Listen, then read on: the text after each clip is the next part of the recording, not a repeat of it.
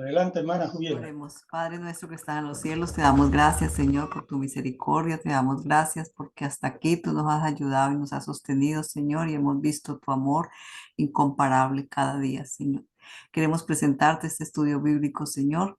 Queremos que seas tú dirigiendo al pastor, dándole la sabiduría y abriendo nuestro entendimiento para poder recibir tu enseñanza a través de esta palabra, Señor.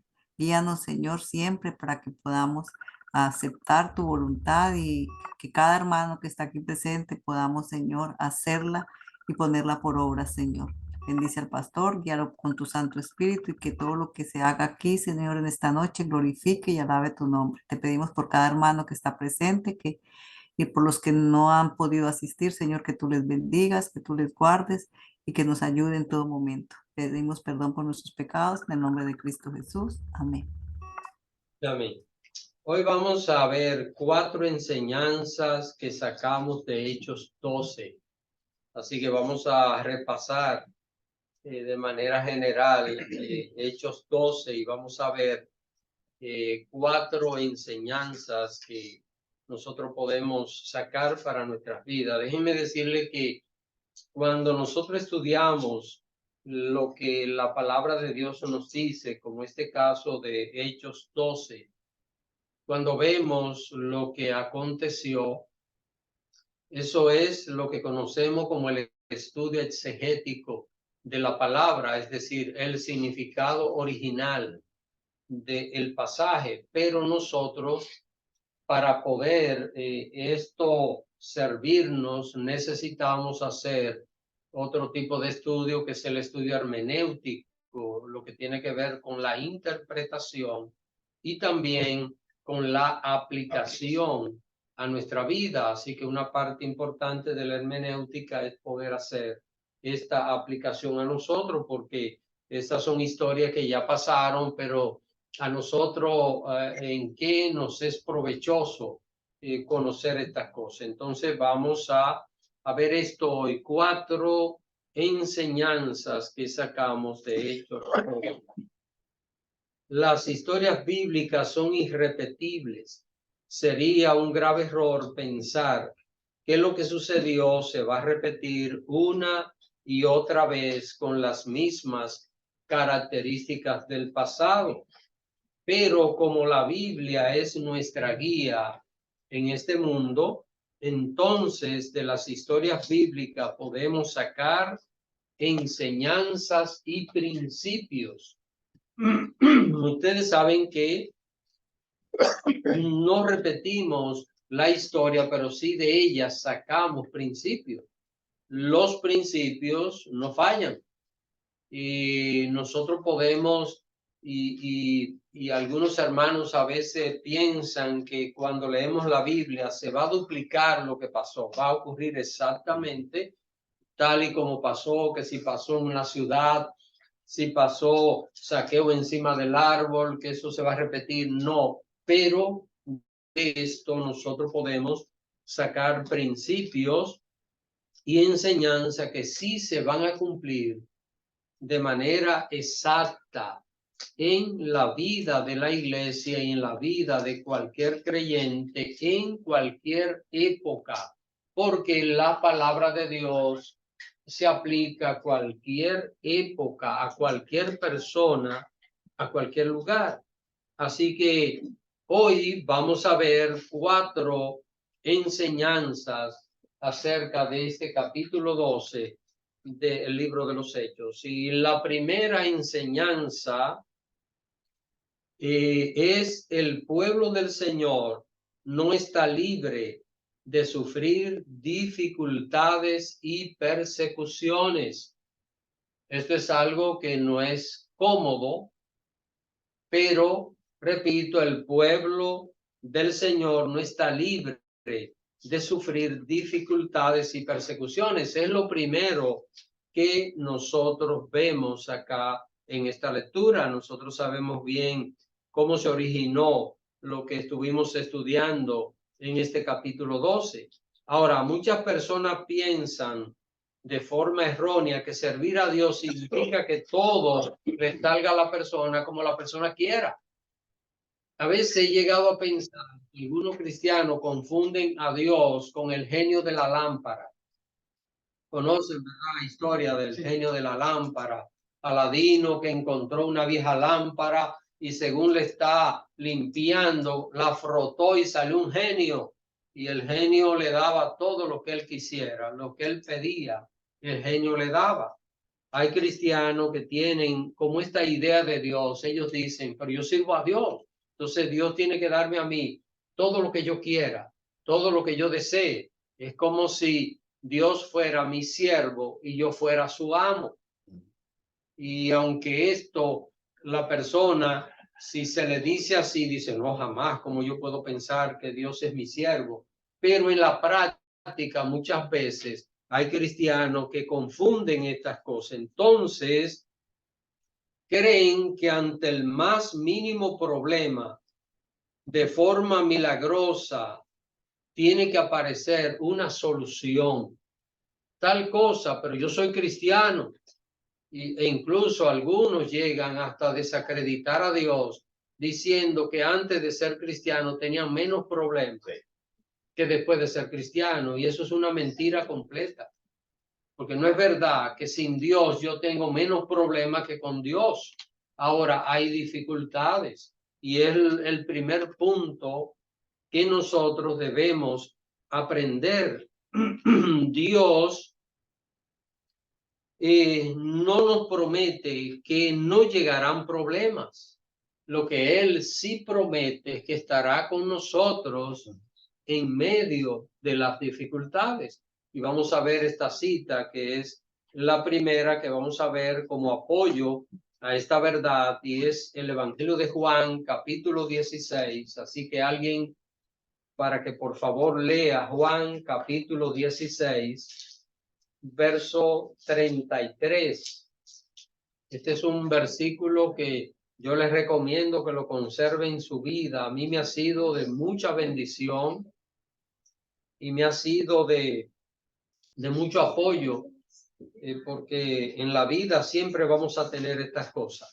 Así que vamos a ver lo que dice Juan, capítulo 16, verso 33. Hermana Beatriz. Ya. Juan capítulo 16, versículo 33 dice, estas cosas os he hablado para que en mí tengáis paz. En el mundo tendréis aflicción, pero confiad, yo he vencido al mundo. Noten lo que Jesús dice. Jesús está diciendo aquí en el mundo van a tener que Aflicciones. ¿Y qué son aflicciones? Son dificultades, son problemas que se presentan, hermanos. A veces se presenta un problema con un miembro de la familia, a veces se presenta un problema por una necesidad que haya, a veces nosotros también se nos presenta un problema de salud, qué sé yo, cuántas cosas se nos pueden presentar en esta vida. Ahora, se nos presentan dificultades porque nosotros somos cristianos. Puede haber dificultades por ser cristiano, como es, por ejemplo, el hecho de que una persona quiera que nosotros hagamos algo malo, incorrecto, y por nosotros ser cristianos, digamos, no lo voy a hacer, y que esto pueda tal vez implicar perder un trabajo o ser maltratado por alguien. Esto podría ser un sufrimiento por la causa de Cristo, pero es un sufrimiento que vale la pena, porque es por Dios, es por hacer lo correcto, es por hacer la voluntad de Dios. Ahora, de cualquier manera que sea, ¿qué es lo que dice Jesús aquí? En el mundo tendréis aflicción. Ahora, ¿qué dice él? Estas cosas yo se las digo a ustedes para que en mí tengáis paz. Porque en el mundo van a tener aflicciones, pero confiad, yo he vencido al mundo. Cuando nosotros entendemos esto y lo aplicamos a nuestras vidas, nos vamos a dar cuenta que las dificultades son parte de la vida, ¿eh? No es lo que uno desea, no es lo que uno prefiere. A veces pienso que la vida sería muy aburrida sin dificultades, porque a pesar de que y las dificultades no son agradables, pero como que le dan fuerza a uno, como que le reviven, como que a veces la misma dificultad hace que uno saque fuerza de debilidad y que luego uno diga, wow, pero mira, pude vencer esto, pude lograr esto, y esto es como, como recuerdan los dibujos animados de Popeye, la espinaca, ¿verdad? Que inmediatamente aquello producía un efecto, fuerza. Y yo creo que las dificultades nos hacen a nosotros cristianos más fuertes, más sólidos espiritualmente. En la iglesia de Jerusalén, ¿qué pasó, hermanos?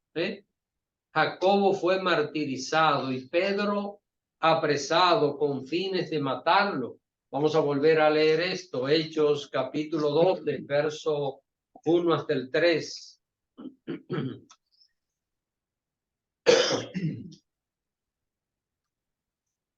Hechos capítulo 12, verso 1 hasta el 3. Sé que conocemos la historia, pero vamos a recordarla, a revivirla. ¿Qué pasó? Alguien, por favor, lea. Hermana Beatriz. Anabel. Perdón, Anabel. Muchas gracias. Hechos 12, versículo 1 al 3.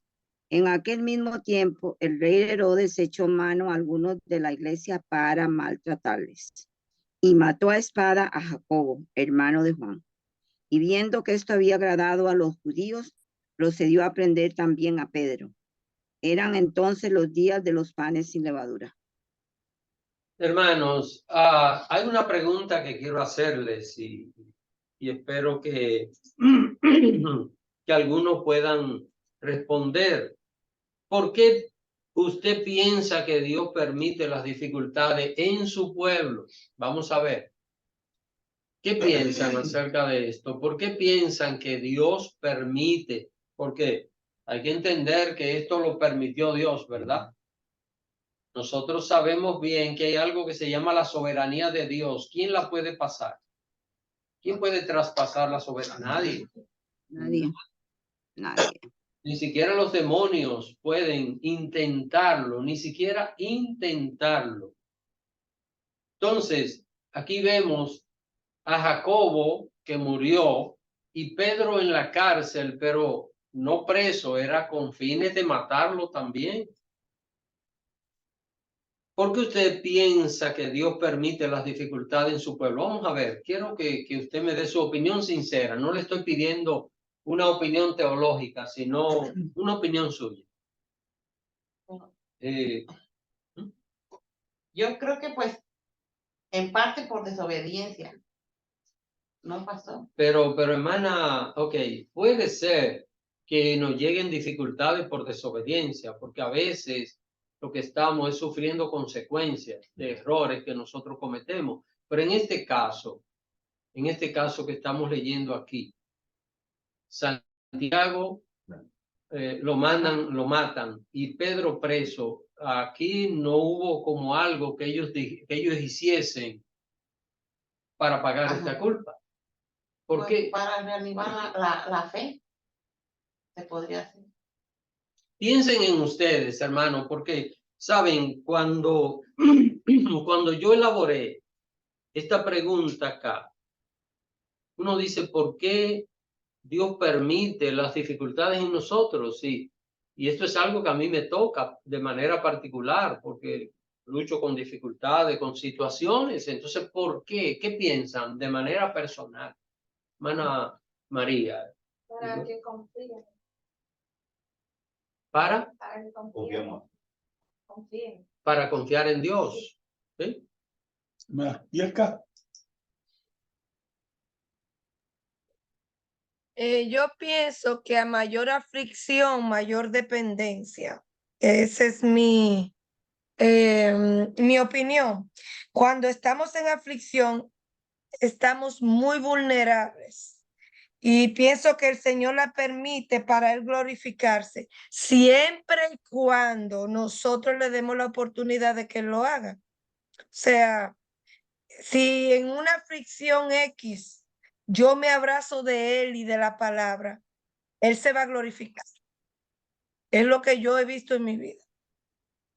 Muy bien, muy bien. Dios se va a glorificar. Ahora, recuérdense de algo, el propósito de Dios es santificarnos a nosotros. Y si Dios permite que llegue una aflicción a nuestras vidas con el propósito de santificarnos y nosotros como que le damos la vuelta a la aflicción, porque puede ser, Dios va a mandar otra y Dios va a estar mandando hasta que aprendamos. Así que es mejor, yo digo muchas veces, es mejor hacer las cosas bien desde el primer momento para no tener que repetirlas, porque Dios va a obrar en nosotros. Recuérdense que lo que Dios quiere hacer en nosotros es formar la imagen de su Hijo en nuestras vidas. Entonces, yo no sé si a alguien le llegó a pasar esto, que le tenía que poner una inyección y por estarse moviendo, la aguja se salía y había que volver otra vez a ponerla, o una vía, un suero, que por estarse moviendo, y esto puede pasar a veces con los niños, ¿verdad? Que por estarse moviendo, pues, pero ¿qué pasa? ¿Qué pasa cuando se sale? Hay que volverlo a poner. Entonces, ¿cuántos dolores se sufren? Y esto debemos nosotros entenderlo en nuestras vidas, hermanos. Dios tiene control. Cuando hablamos la semana pasada o la anterior sobre la soberanía de Dios, fue la semana pasada, sobre la soberanía de Dios. Nadie puede traspasar la soberanía de Dios. Entonces, Dios sabe todo lo que va a pasar en mi vida y como Él ha prometido estar conmigo, yo debo entender que no hay nada que va a ocurrir que no esté bajo el control de Él. Y todo lo que Él permita en mi vida va a ser para Él glorificarse. Y cuando Él no es glorificado, de alguna manera, Él va a ser glorificado en nosotros, ¿eh? Porque Él quiere llevarnos a ese punto. Así que, y bueno, creo que hay otra opinión. ¿Alguien tenía la mano alzada? Hermana Betsy, creo, ¿usted tenía la mano levantada? Sí, dice la hermana. Sí, hola, buenas noches, bendiciones. No era para responder la pregunta también, pues, en mi opinión, que es para formar nuestro carácter, que Él permite las aflicciones en nuestra vida. Esa era mi opinión. Muy bien, hermano. Sí. Dios tiene que darle forma a nuestras vidas, hermano Antonio. Yo tengo la opinión de que Dios nos está formando y moldeando, pero no para vivir en este mundo, para eventualmente vamos a vivir en el reino, y ahí es totalmente diferente. Entonces, posiblemente hay algunos inconveniencias que nos suceden o hasta desgracias. Es lo mejor para nosotros. No es que nos quiere probar, lo hizo bien o lo hizo mal, sino que nos está formando. También pienso que cuando a uno le sale todo bien y nada falla, eso es peligroso, eso es el demonio. Porque el demonio es el que no quiere que suframos, lo que nos quiere atraer. Entonces, cuando tengamos sufrimientos, es voluntad de Dios. No es que lo permita, es que posiblemente Él quiso que eso fuera así. Sí. Muy buena aplicación, porque recuerden, hermano, la Biblia dice que nuestra ciudadanía no está aquí. Y nosotros, los cristianos que estamos sirviendo al Señor, sabemos bien que a este mundo vienen cosas horribles, pero que Dios nos tiene preparado para vivir eternamente en un cielo nuevo y una tierra nueva, lleno de su gloria. Entonces, Dios tiene que trabajar con nosotros hoy para formarnos, porque nosotros nos espera esa vida perfecta. Pero Dios tiene que tratar con nosotros. Sí, pero por eso es que luchamos, y como el Señor sabe en lo que estamos. El mismo Señor le dijo a su hijo, la carne es débil, el espíritu está dispuesto. a veces decimos que yo no soy, usamos la expresión cibaeña, es que no somos masoquistas. Ella, para los que no entiendan la expresión masoquista, pero en la parte nuestra de República Dominicana dice masoquista. No queremos, hermano, y cuando llega la realidad, cuando nosotros estamos viviendo realidades así, muchas veces caemos hasta en depresión. Porque es nuestra naturaleza y Dios está luchando, porque el que comenzó, dice la palabra, su buena la va a perfeccionar. Él va a usar todos los medios, pero esta carne no se adapta, esta carne no se somete. Es imposible. Es imposible. Pero la voluntad de Dios, te lo dijo ahorita, es la voluntad de Dios, nuestra santificación. Llegar a la estatura que nos parezcamos a Cristo, porque tiene que procesarnos, no por la salvación, sino preparar nuestra mente y nuestra vida para vivir eternamente con Él. Pero qué bueno, dice, qué bonito es alabar a Dios cuando todas las cosas nos salen bien. Qué bonito es. Ese corito dice, sí. Pero mire, alguien dijo, aquí no se grita, pero guay. Es una realidad que la vivimos y la vivimos diario, porque ya hay momentos que uno dice, Dios mío, y la carne es tan, nuestra naturaleza caída es tan dañina, que la vida disciplinada de oración, nos enfocamos en el problema y nos olvidamos de acudir, de socorrernos, de irnos a la presencia de Dios. Ya pasaste al segundo punto, así que... Miren, hermano, para que pasemos a la segunda enseñanza que sacamos de este, miren, hay cosas que debemos aprender a aceptarlas. Hay cosas que usted no, mire, y todo hemos vivido esta experiencia. Hay cosas que uno dice, Dios mío, pero tú puedes quitarme esto, pero Dios no lo quita. ¿Y por qué? Dios puede resolver cualquier situación en nosotros en un instante, en fracciones de segundo, pero no lo hace. Ahora, hay cosas que debemos aprender a aceptarlas, otras debemos dar paso para que cambien, porque dependen de nosotros, ¿eh? Porque si, un ejemplo les voy a poner, hermanos, si yo ando sin seguro en la calle y tengo un accidente y luego tengo un problema y voy hasta preso, ¿cómo voy a decir que el diablo se levantó contra mí? O sea, no. Esas son cosas buscadas. Son situaciones que uno no puede decir. Imaginémonos que, qué sé yo, que yo ande con un niño en el carro y el niño ande parado detrás, no sentado en un asiento de niño, y venga un policía y me pone un ticket, un problema. Hermano, que el diablo se levantó. No, el diablo no se levantó contra mí. Yo fui imprudente. Y como cristiano uno tiene que cuidar ciertas cosas. Entonces, hermano, hay cosas que debemos nosotros trabajar con ellas, porque si no nos van a traer aflicciones y ya eso son otras cosas. Ahora, hay otras que nosotros la vamos a presentar a Dios y Dios la va a cambiar completamente, y eso lo hemos visto en nuestra vida. Entonces, en cada uno de estos tres casos que he mencionado, hallamos algo, la voluntad de Dios en nuestras vidas. Así que lo primero es que el pueblo de Dios no está libre de sufrir dificultades. No quiere decir que todo el tiempo estemos metidos, ¿verdad?, en ruinas. No, pero dificultades vamos a tener en la vida. Segunda enseñanza. La segunda que aprendemos de este capítulo 12 es la oración como estrategia para enfrentar las dificultades. Así que noten la oración como una estrategia para enfrentar las dificultades.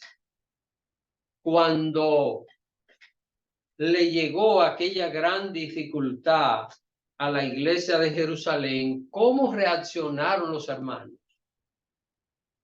No salieron huyendo.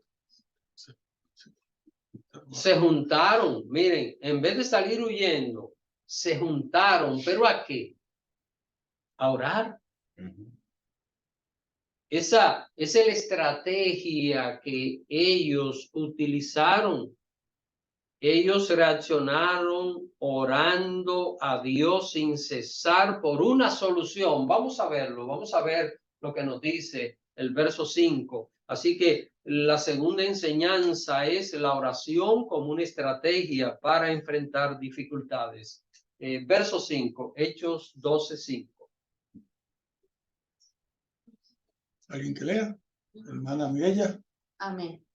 Así que Pedro estaba custodio en la cárcel, pero la iglesia hacía sin cesar oración a Dios por él.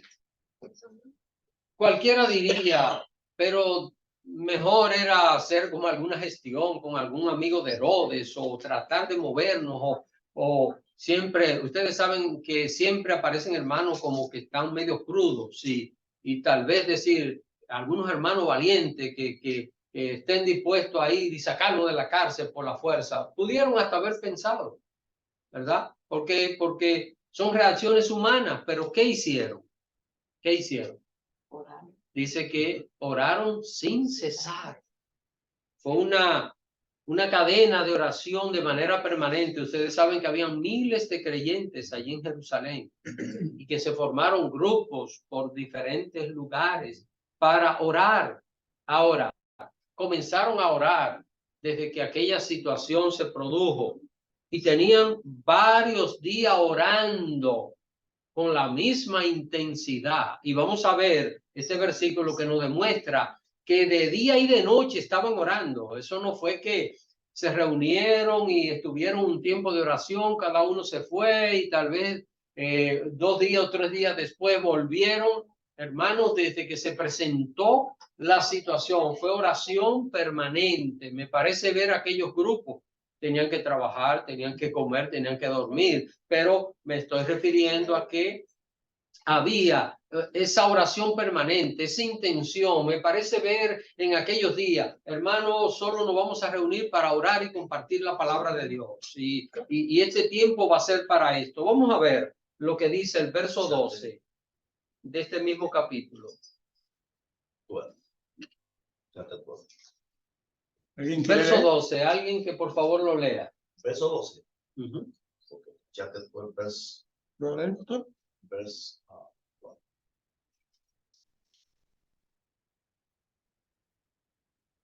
Pastor, ¿tú lo lees? No, yo lo estoy enseñando. Hermana Beatriz. Yo lo tengo aquí también. Si alguien lo va a leer, está bien. Yo lo tengo, sí. Hermana Beatriz, la próxima se la damos a usted. Ok, no hay problema. Ya. Gracias, Pastor Juan, por cederme el turno. No. Y habiendo considerado esto, llegó a casa de María, la madre de Juan, el que tenía por sobrenombre Marcos, donde muchos estaban reunidos orando. Al leer este texto acá, uno dice, bueno, sí, otra vez menciono orando, pero vamos a ver la circunstancia cuando se produce esto. Recuerden que Pedro ya tenía de 8 a 10 días preso y que desde que mataron a Jacobo y metieron preso a Pedro, la iglesia dice en el verso 5 que comenzó a orar sin cesar. Ahora, Pedro salió de la cárcel, ¿a qué hora? ¿Fue en la noche? No sabemos la hora exacta, pero fue en la noche. Pudo haber sido a las 12 de la noche, a las 10, en fin, a las 8, no sabemos. Ahora, Pedro se fue a un lugar y cuando él llegó a ese lugar, ¿qué estaban haciendo allí? Orando. ¿Y esos hermanos sabían que Pedro había sido liberado? ¿Sabían? No. Pero no cesaban de orar. Entonces, ¿qué estamos viendo? Hermanos, la oración como una estrategia para enfrentar las dificultades. ¿Cómo nosotros podemos aprovechar esto en nuestras vidas? Recuérdense, el cristiano debe orar pidiéndole a Dios de manera permanente por una situación en su vida, la que sea, y no cansarse. No cansarse. Cualquiera diría, pues si yo le pido a Dios una vez, ¿cómo Dios se va a olvidar? Dios no se olvida. El problema no es de Dios, el problema es mío de la fe, que en la medida que yo sigo orando, yo estoy confiando que Dios me va a responder. Porque miren, cuando una persona le pide algo a otra persona y la otra persona ni caso le hace, ¿qué dice el que pidió? No me lo quiere dar. Y si es un adulto, dice, no, se lo voy a volver a pedir. Me da vergüenza. ¿Por qué? Se perdió la confianza de pedirlo. Pero un cristiano que está orando a Dios, el cristiano debe de orar hasta que Dios le diga, no te lo voy a dar, que lo entienda, o hasta que Dios responda. Pero debe de mantener esa actitud. Aquellos hermanos habían aprendido a vivir una vida de oración. Es solo por esto que aquella fue su reacción y no otra ante el grave peligro de muerte y de persecución que se desató. Yo tengo acá una pregunta, quiero que la escuchen muy bien porque quiero escuchar algunas opiniones. ¿Cuál es la diferencia entre orar y llevar una vida de oración? Vamos a ver. La voy a repetir la pregunta. ¿Cuál es la diferencia entre orar y llevar una vida de oración? ¿Cuál es la diferencia entre las dos cosas? Vamos a ver, ¿qué ven acá? Hermana Anabel. Gracias, hermano. Bueno, en mi manera de pensar del llamado que yo tengo de la oración, desde que yo empecé a orar, yo oro constante y sonante en la mañana de rodillas y en la noche de rodillas. Así hago yo las oraciones, constantes y sonantes. Y el día que no la hago, no puedo salir. Aunque llegue tarde para donde vaya, llego tarde, pero esa es mi comida espiritual. Esa es mi manera de pensar. Amén. ¿Alguien más? Hermana Bielka. Bueno, orar para mí no tengo palabra. O sea, no puedo salir sin orar y, por ejemplo, cualquier persona me dice, Bielka, me está pasando esta situación, esto y esto. Aunque no sea cristiano, si tengo la oportunidad, le digo, espérate, podemos orar. Yo no tengo respuesta, pero podemos orar a quien puede ayudarnos con esa situación. O sea, orar, una vida, o sea, es un estilo de vida. Es un estilo de vida. Cualquier situación, yo pienso que cualquier preocupación debe ser un motivo de oración. O sea, me preocupa esto, necesito esto, o sea, orar, orar, orar. Y orar no significa que tengo que cerrar los ojos, que tengo que arrodillarme. Tengo mi momento que lo hago antes de salir. Ese es mi momento privado. Pero en el día, con lo que se me presenta. Y muchas veces en mi trabajo yo entro al baño y en el baño oro. O sea, cuando necesito ya algo sumamente como cercano, que no puedo hacerlo en la oficina. O sea, yo busco la manera. ¿Ok? ¿Alguien más? Hermana María. Yo pienso que la diferencia es uno sentir la necesidad de orar también. Que uno no pueda... La oración como una necesidad. Una necesidad. Sí. Así como cuando uno tiene sed, que uno dice, sí, necesito tomar agua, necesito comer porque tengo hambre. Muy bien, muy bien. Todo eso. Dentro de eso surge, yo sé que está la pregunta, pero ahí me gusta una inquietud. ¿Por qué razón, aún sabiendo esa verdad, nosotros no llevamos una disciplina de oración? Sabe, hermano, que, bueno, creo que la hermana Betsy va a decir algo. Vamos a ver. Hermana Betsy. Una vida de oraciones es poner todos nuestros planes en las manos del Señor. Y también, bueno, para mí la oración es estar constantemente durante el día hablando en mi mente con Dios. Bueno, poniendo todos mis pensamientos y todo en Dios. Mis preguntas, todo eso en Dios. Como pidiéndole opinión en la mente de las cosas que yo quisiera hacer, ¿verdad? Y sobre todo, como dijo el pastor, en un estudio es poner la vida, poner todos nuestros planes y propósitos en las manos de Dios. Es una vida de oración. Gracias. Mana Mireya. Pastor, usted dijo la diferencia entre orar y llevar una vida de oración. Bueno, para mí, llevar una vida de oración es constante y sonante, como dijeron los hermanos, porque orar puede orar cualquiera. En el momento que están pasando una mala situación, oran y después se olvidan. Porque incluso yo en inicios que empezaba a estudiar la palabra, no estaba tan adistrada, entonces oraba cuando tenía una dificultad y después me olvidaba, porque ya uno está tan acostumbrado, pero ya ahora como tengo más conocimiento, yo sé que la oración tiene que ser 100% parte de la vida de nosotros.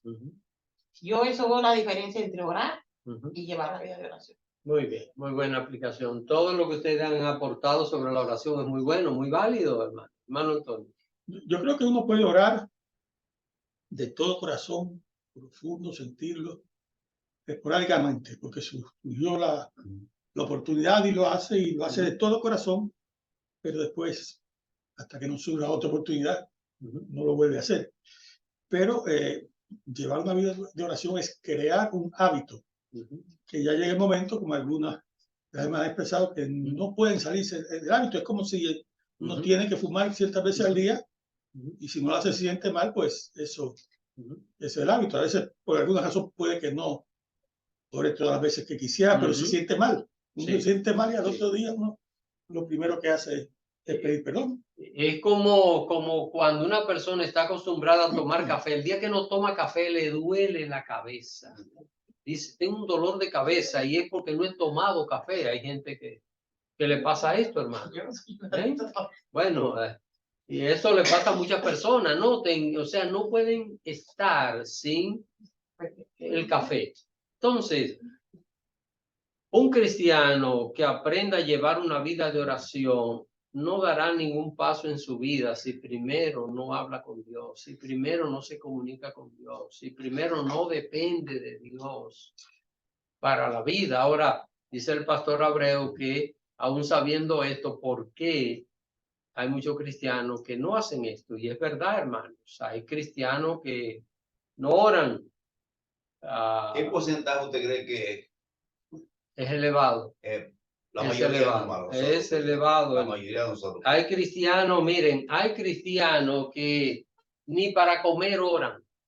No se detienen ni siquiera a darle gracias a Dios por la comida que le da, porque, mano, aunque nosotros trabajemos y hagamos el dinero, pero la vida viene de Dios. La salud para nosotros trabajar viene de Dios. La fuerza para movernos viene de Dios. Dios es quien nos abre las puertas para el día que Dios cierra todo, se acabó. Entonces,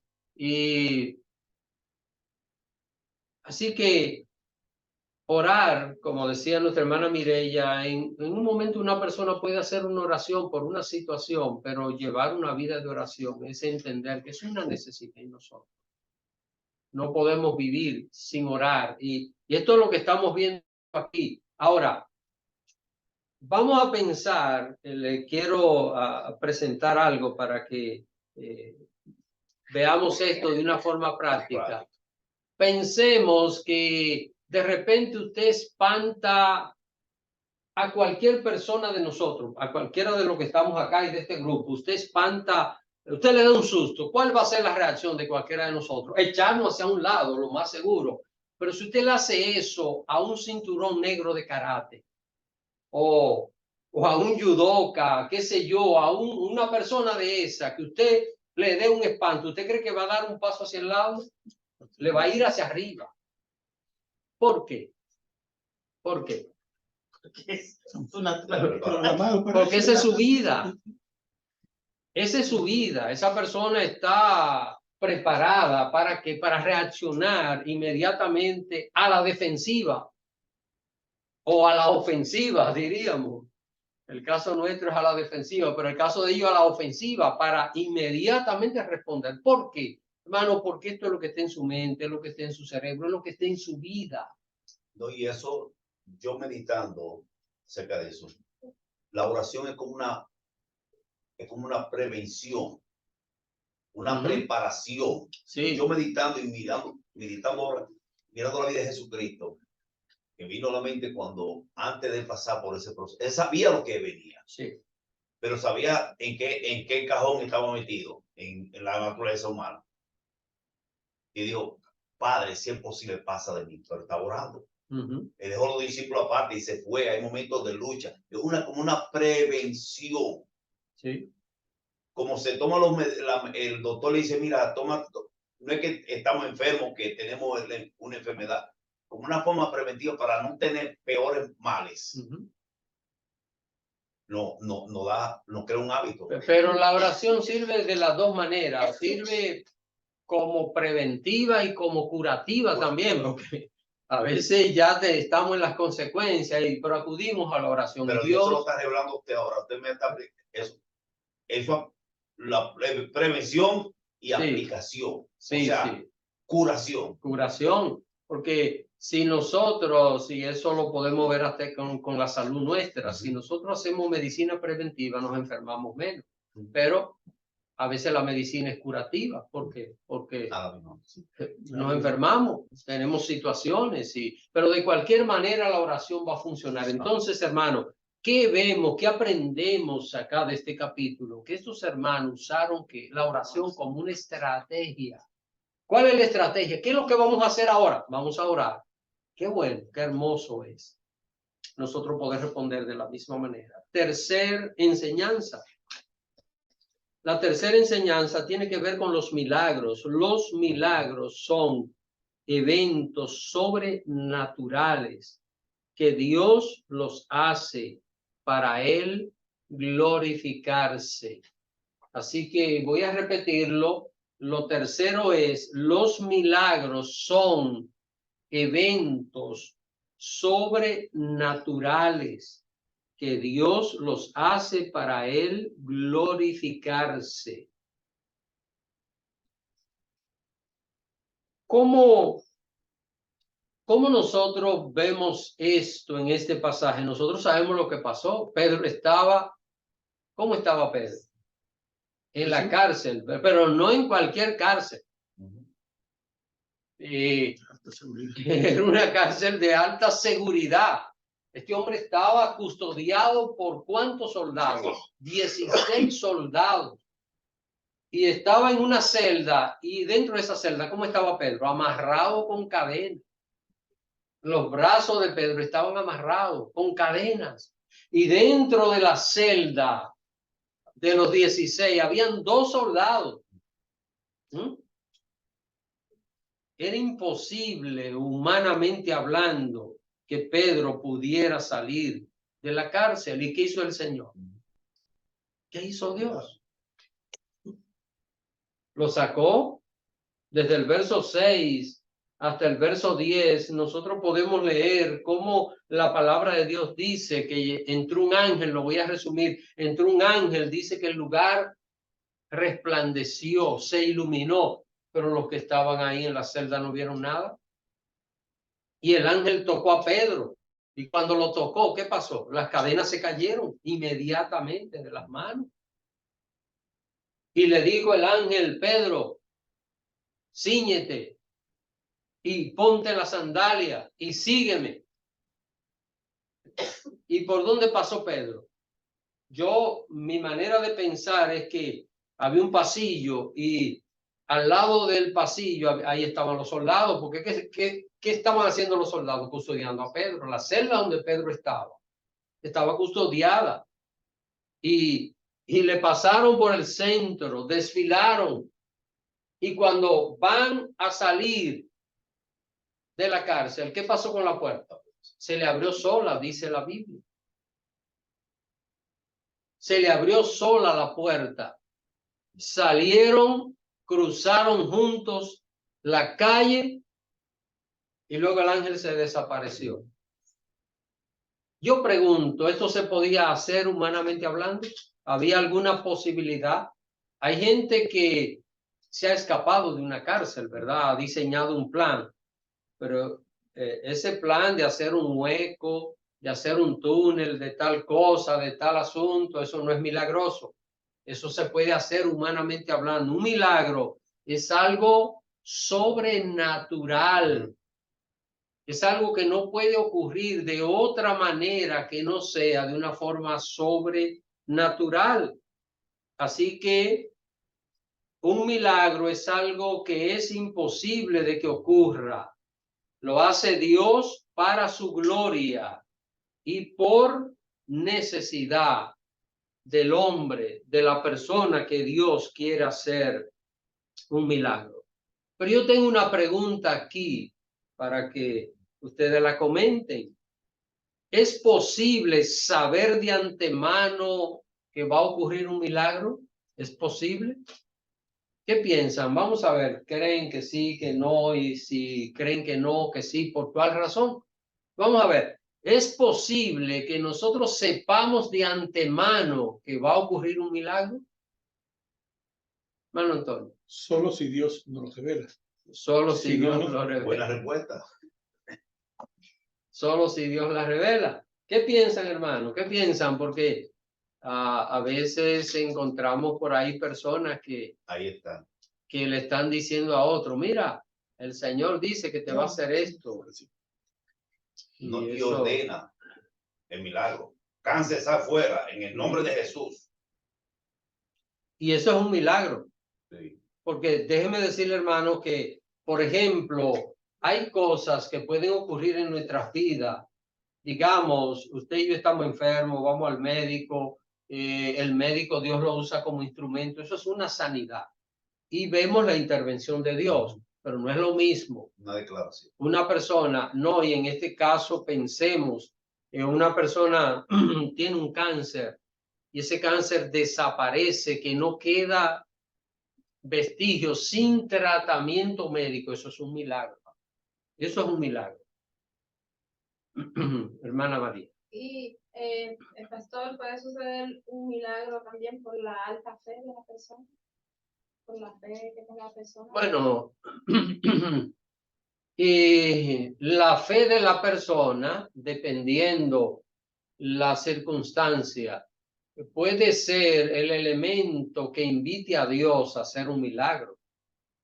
La fe, pero no necesariamente, hermano. Porque encontramos personas que no hicieron nada para recibir un milagro y lo recibieron. Por ejemplo, hubo un paralítico que tenía 38 años en un estanque. ¿Y qué hizo él para que Jesús fuera? No hizo nada. Es decir, no fue como un asunto de él, de él que él lo provocara, aunque cuando nosotros analizamos la historia, el hombre tenía 38 años y qué tiempo llevaba yendo al estanque, y en el estanque se producían milagros. Entonces, siempre puede haber un elemento de fe, pero pensemos en Pedro. ¿Cómo está Pedro cuando se produce el milagro? Está dormido. Pedro está tan profundamente dormido que el ángel lo despierta y salen de la cárcel y Pedro pensó que era un sueño, una visión. Y Pedro reacciona después que cruzan la calle, la otra calle después de la cárcel, y él dice, oh, ahora entiendo que Dios mandó su ángel. Si Pedro estaba como dormido profundamente. Y esto es algo que hace un tiempo lo estaba meditando. Cuando nosotros vemos los milagros que ocurrieron en la Biblia, fueron cosas espontáneas que Dios hizo. No fueron cosas anunciadas, no fueron cosas que, por ejemplo, Josué está luchando contra los amorreos y tenían que vencerlo y la noche estaba por caer. Y era un territorio que ellos no conocían. Si se metían detrás de los enemigos persiguiéndolo, porque ya los habían derrotado, pero tenían que seguirlo persiguiendo. Podían caer en emboscada, podían caer en trampa, no conocían el terreno. ¿Y qué hizo Josué? Oró a Dios y le dijo, Señor, que el sol se detenga y la luna, y dice la Biblia en el libro de Josué, Jueces, Josué capítulo 10. Dice que, Josué capítulo 10, dice que el sol se detuvo y la luna se detuvo. Y no hubo un día más largo que ese día, porque Dios escuchó la voz de un hombre. ¿Y qué pasó allí? ¿Sabía Josué que esto iba a pasar cuando comenzó la guerra? Él no sabía.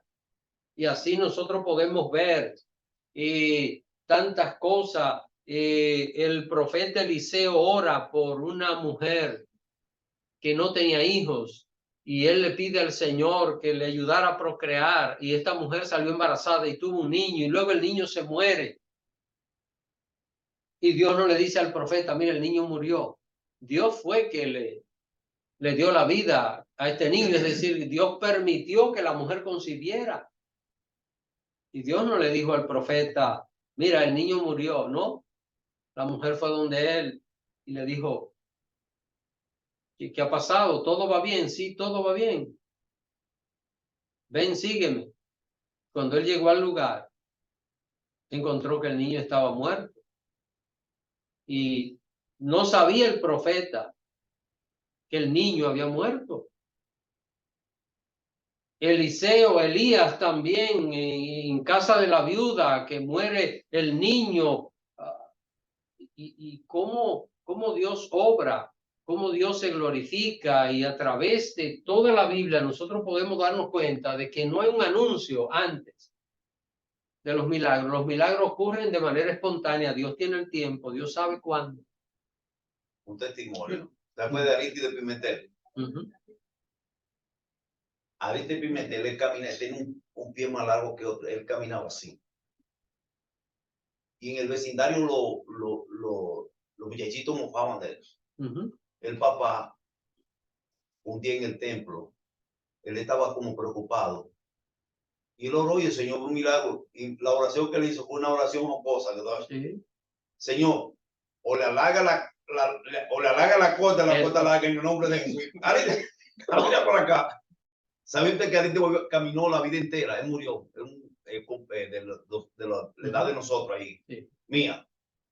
Y Aristide caminó derecho todo el tiempo, y un tremendo músico. Muy buen músico. Y muy buen cantante. Y buen cantante. Sí. Pero usted ve, él tenía los pies. Señor, o le alarga la corta o le acorta la larga. En el nombre de Jesús. En Puerto Rico hacen un chiste de eso, pero no sabíamos que existe alguien. Decía, Señor, ponme esta pierna igual que la otra. Le acortó la que estaba buena. La que estaba buena. Pero eso fue lo que le estoy contando. Un hermano, un joven que crecimos juntos. No, y yo conocí a Aristide y él caminaba muy bien. O sea que... Pero yo veo que especialmente en el Antiguo Testamento hay situaciones que Dios le da unas instrucciones al pueblo de Israel y ellos lo obedecen. Pero ellos tenían que saber que algún milagro iba a hacer Dios, porque era algo imposible. Cuando estaban rodeando a Jericó, ¿no? Que con tocar unas trompetas se caen una muralla. Ellos decían, pero eso no es posible, pero si Dios lo dice, confiamos que algo milagroso va a suceder. Sí. No sabían qué era. No sabían. Tal vez no exactamente cuándo, pero sabían que Dios iba a intervenir. Pero sabían que iba a intervenir. Sí. Dios le dice a Moisés frente al Mar Rojo, sí, extiende tu vara. ¿Cuándo podía imaginarse algo así? Es decir, ¿qué es lo que vemos, hermanos?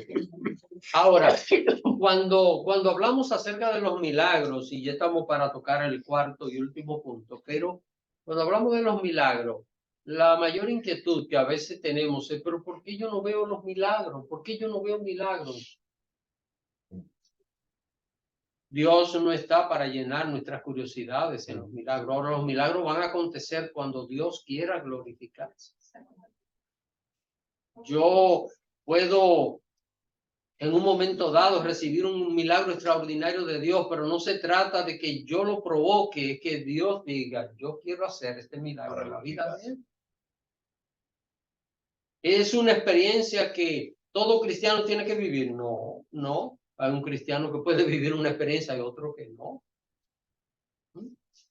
Porque no es asunto de Dios llenar nuestra curiosidad. Pensemos que, ¿qué cosa? Que hay un paralítico en un lugar y Dios quiere mostrarnos cómo Él levanta el paralítico. Entonces, para que nosotros salgamos del lugar, ¡wow! ¡Qué milagro! O sea, eso no, Dios no hace espectáculos.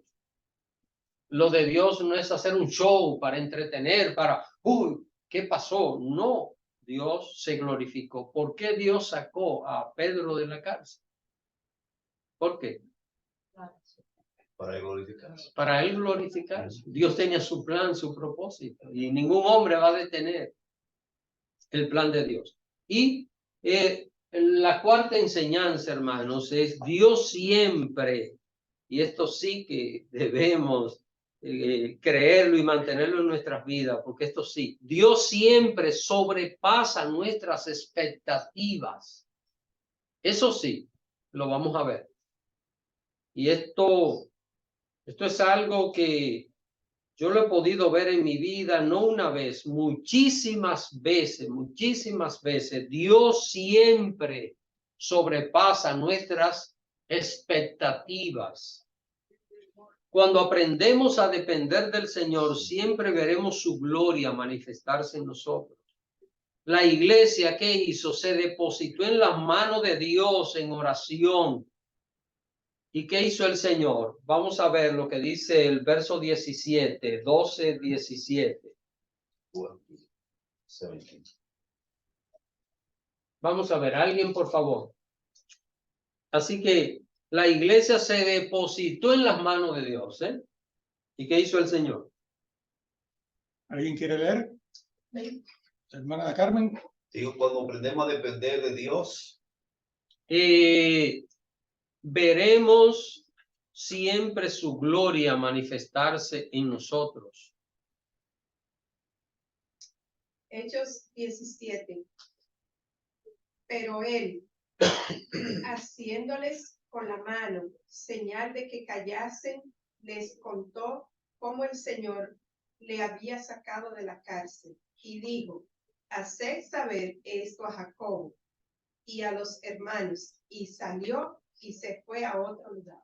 Noten, hermanos, los hermanos que estaban orando, ¿cuál fue la reacción cuando vieron a Pedro? ¿No lo creían? Entonces lo que Dios hizo no sobrepasó las expectativas de ellos, porque ellos estaban orando y no me digan que no tenían fe. Tenían fe. Se mantuvieron orando de manera permanente, pero hermano, es que Dios siempre nos va a sorprender cuando nos depositamos en Él, cuando nosotros somos capaces de decir: Señor, aquí estoy. Es como decir: bueno, Señor, voy cayendo. Aquí estoy, Padre, sosténme en tus manos. Cuando nosotros nos depositamos en las manos de Dios, Dios va a superar las expectativas de lo que nosotros estamos esperando. Eso es sin duda que va a suceder. Ahora, el Señor no solo liberó a Pedro de la cárcel, sino que hizo algo también que ellos no estaban pensando, ni nadie sabía, ni nadie estaba contando. Y es que Dios detuvo la arrogancia de Herodes. ¿Y de qué manera? Vamos a leer el verso 23. Vamos a ver lo que dice. Ya lo leímos la semana pasada, pero es bueno recordar esto. Verso 23. ¿Alguien, por favor? Leo. Adelante, hermana Mireya. Amén. Al momento, un ángel del Señor le hirió, por cuanto no dio la gloria a Dios, y expiró herido de sangre. Hermanos, ¿quién estaba esperando que un arrogante, prepotente como Herodes cayera así de esa manera? Herodes estaba sentado en su trono con sus ropas reales y allí un ángel de Dios.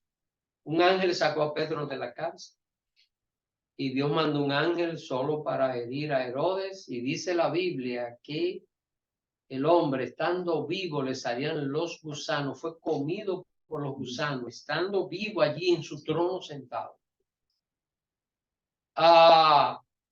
Esto lo hizo Dios. Esto no es venganza del pueblo de Dios, debemos entender. Si ustedes ven, los cristianos no estaban orando y diciéndole: Señor, mata a Herodes.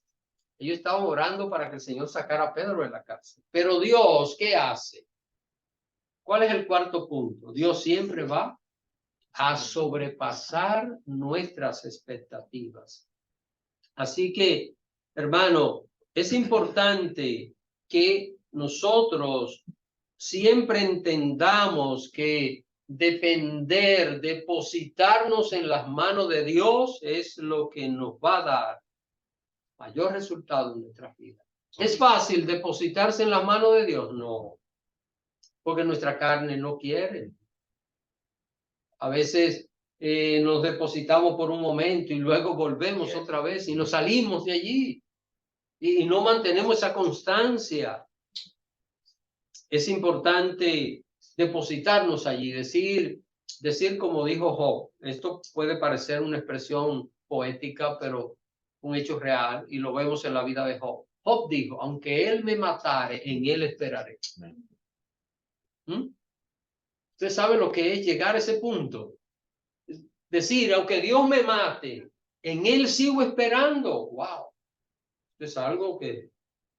Y la verdad que una de las dificultades mayores de nosotros los creyentes es aprender a depender de Dios. Pero cuando lo hacemos, al final resulta que Dios siempre va a sobrepasar nuestras expectativas. Mire, usted le dice al Señor, Señor, quiero que me dé un pollo. Y Dios le da el corral para el pollo, y Dios le da el alimento para el pollo, y Dios le da todo lo que sea necesario para el pollo. Si usted le pide lo mismo a alguien, le va a dar solo una cosa. ¿Por qué? Porque el ser humano está limitado. Usted le pide a una persona una cosa y la persona le va a dar lo que tiene, pero Dios siempre va a sobrepasar nuestras expectativas. Entonces, eso es lo que nosotros entendemos. Primero, las dificultades son parte del pueblo de Dios. Segundo, la oración como una estrategia. Tercero, los milagros son cosas sobrenaturales que solo Dios. Y cuarto, Dios siempre va a sobrepasar nuestras expectativas, hermano. Estos son principios que lo vamos a ver en nuestras vidas. No sé si hay alguna pregunta final, algún comentario. Pastor, también me gustaría que usted explique un poco más a profundidad lo que es decir Dios glorificarse, porque muchos lo pueden interpretar como que es vanagloriarse, hacer algo por demostrar todo su poder y todo, ¿no? Y no creo que eso sea, no es eso. Porque si Dios lo hiciera así, fuera un espectáculo. Sí, sería. Fuera como para, como un mago, ¿verdad? Un mago en un lugar que hace un truco y la gente, uy, ¿cómo lo hizo? Pero es que hay que... Porque escuché esto una vez, yo no me involucré porque había dos personas hablando. Entienden, glorificarse era vanagloriarse, ¿no? Llenarse de gloria. No creo que eso es. Vamos a ver, hermanos, ¿qué Jesús buscó acá en el mundo? Porque buscó riquezas, Jesús en el mundo. Dejó riquezas para venir al mundo. Jesús buscó gloria en la tierra. Dejó su gloria para venir a la tierra. Jesús buscó poder acá en la tierra. No dejó su poder para venir a la tierra. Noten, entonces eso es glorificarse. Glorificar a Dios. Cuando hablamos de la glorificación de Dios, recuerden, todo el poder, toda la gloria, toda la honra es de Él. Cuando hablamos de glorificar a Dios, es cuando el ser humano se pone en consonancia con Él, con su voluntad, con su propósito. Ahora, cuando Dios se glorifica, siempre será para provecho de su creación. Lo que dice el hermano Antonio no es que Dios quiere buscar algo, es que Él quiere darnos algo. Cuando Él se glorifique es porque Él quiere darnos de su gracia. Y eso es la gloria de Dios en nuestra vida. Hay una expresión que yo le he hecho mía, yo la he acuñado de John Piper, que Dios es más glorificado en nosotros cuando nosotros estamos dependiendo de Él. Cuando aprendemos a que Él es el soberano, Él tiene el control, es el creador. Nada se escapa. No hay nadie sobre, nada se escapa de sus manos. Entonces, la parte que usted tocó el 4, Dios siempre pasa nuestras expectativas. Por eso debemos vivir una vida de expectación. Y eso debe producir en nosotros hasta una sonrisa. Tranquilidad. Pase lo que pase, aunque me mate, yo esperaré en ti. Seguridad en él. Seguridad. La seguridad en Dios. Así que, hermano, hay tantas cosas maravillosas que nosotros podemos aprender de lo que la palabra de Dios dice. Recuérdense que son historias que ya pasaron. La palabra de Dios es viva y eficaz. Y siempre va a tener cosas que usted y yo la podemos aplicar en toda circunstancia en nuestra vida. Pues vamos a dejarlo hasta acá. La próxima semana vamos a comenzar a estudiar la primera parte del capítulo 13 del libro de los Hechos.